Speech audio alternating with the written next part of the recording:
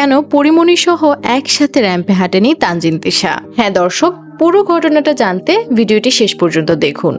2 বছর আগে রাজকে কেন্দ্র করে বিদ্যাসিনা মিমকে জড়িয়ে ফেসবুকে এক বিস্ফোরক স্ট্যাটাস দেন পরিমণি। সেই থেকে মিম ও পরিমণির দূরত্ব।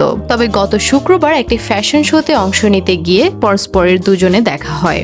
মিমের তথ্য অনুযায়ী সেদিন আগের আচরণের জন্য মিমকে সরি বলেন, জড়িয়ে ধরেন পরি। মিমও ক্ষমা করে দেন। তবে খবরটি প্রকাশের পর পরিমণি সরি বা ক্ষমার বিষয়টি অস্বীকার করেছেন। এ নিয়ে 2 দিন ধরে সামাজিক যোগাযোগ মাধ্যমে পরিমণি সরি, ক্ষমা চাওয়া ও না চাওয়ার বিষয়টি নিয়ে বেশ চর্চা হচ্ছে। এই চর্চার মধ্যে হঠাৎ করে পরিমণিকে ঘিরে নতুন আরেকটি ইস্যু সামনে চলে এসেছে। সেই সময় পরিমণি ও রাজের দাম্পত্য কলহের মধ্যে রাজের ফেসবুক আইডি থেকে রাজকে জড়িয়ে অভিনেত্রী তানজিন তিশা ও সুনেরা বিনতে কামালের আপত্তিকর ভিডিও প্রকাশিত হয়। সেই সময় ঘটনাটি হইচই ফেলে দেয়।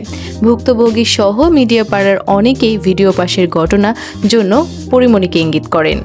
ওই ঘটনায় তানজিন তিশার সঙ্গেও পরিমণির সম্পর্কের অবনতি ঘটে। এরপর থেকেই পরিমণির সঙ্গে তানজিন তিশার কথা বলা বন্ধ। এদিনের ফ্যাশন শোর অনুষ্ঠানে তানজিন তিশাও উপস্থিত থেকে সাকিব খানের সঙ্গে মঞ্চে হেঁটেছেন। পরি ও মিমের মধ্যে দ্বন্দ্ব মিটে যাওয়া নিয়ে আলোচনা চললেও তানজিন তিশার সঙ্গে পরিমণির দ্বন্দ্বের খবর কি? উপস্থিত কয়েকজনের কাছ থেকে জানা গেছে কোনো এক সময় নাকি দুজনকে একসঙ্গে কথা বলতে দেখা গেছে। কিন্তু তিশার ঘনিষ্ঠজনেরা বলছে, যদি কেউ যেচে এসে কথা বলতে চায় তাহলে কি করার আছে। পরিমণি নাকি কাছে এসে তিশার হাত ধরে কথা বলার চেষ্টা করেন। বিস্তারিত জানতে তানজিন তিশার সঙ্গে যোগাযোগ করা হলে তিনি বলেন, তার সঙ্গে দ্বন্দ্ব মেটানোর কি আছে? আমার তো তার সঙ্গে কথা বলার কোনো দরকার নেই। সে বিগত দিনে সামাজিকভাবে আমাদের কয়েকজনকে যেভাবে অপদস্থ করেছে তা ভোলার নয়। সুতরাং তার সঙ্গে কথা বলা বা মেলামেশার কোনো দরকার নেই।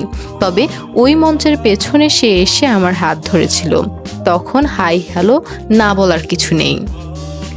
সাকিব খানের সঙ্গে এক মঞ্চে মিম, সাবিলা, পূজা চেরি ও পরিমণিকে দেখা গেলেও তানজিন তিশাকে দেখা যায়নি। পরে আলাদা করে সাকিব খানের সঙ্গে মিম, সাবিলা ও তিশাকে দেখা গেছে। শোনা যাচ্ছে ইচ্ছে করেই তিশা পরির সঙ্গে মঞ্চে ওঠেনি। ঘটনা সত্যি কিনা এ ব্যাপারে তিশা বলেন, সেটি তো আমি বলবো না। আমার ইচ্ছে হয়েছে ওই দলের সঙ্গে আমি হাঁটিনি।